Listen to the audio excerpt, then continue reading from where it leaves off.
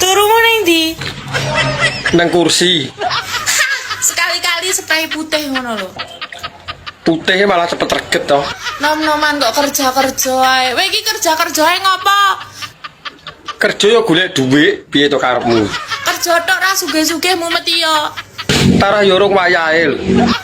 Lah kowe kerja malah ngakeh utanganmu ya koyo ngono. Utange nggo penyemangat lah nyambut gawe. Mangane to iki wis dina apa Jumat iki lho, Cuk. Lah kon ngapakne? Sesuk Sabtu Minggu ndang weekend ndang healing cangking ngentasmu gereten kopermu healing ya Healinge nggo dhuwit jembut apa piye? traveling. Dadi nom-noman aja megawe ae. Utekmu ki aja mbok panasi terus butuh adem-ademan. Utang ana dhuwit to, tak nggo healing.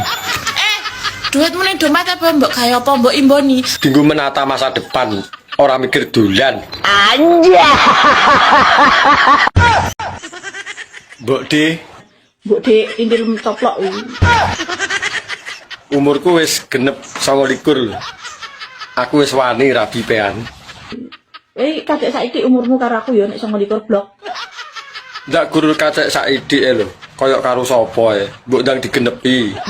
Maki kowe iki ketuweken wong kowe, ora usah genep-genep kowe. Tuweke malah gurih lho rumangsam. Wis termasuk Joko tuwek kon, ya nek ning desa maksude. Deloken kambil ke. Saya tuwek no santene saya akeh. Wis ora tandinganku kowe. Wilak kanggomu. Asline Joko tapi rasa duda ping 15. Kaya roh-roh ae. Lah aku lho sik Joko Tulen. Ini parahnya.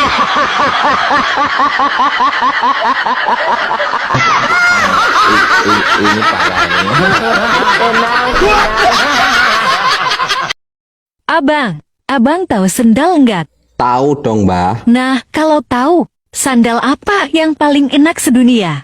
Ih, jorok masa sandal dimakan? Belum nyoba kamu? Emang sandal apa? Ayo. Sandal terasi, pakai nasi dan lalapan. Sambal, Mbah, sambal. Gimana sih? Maklum nggak bisa bilang M, Bang.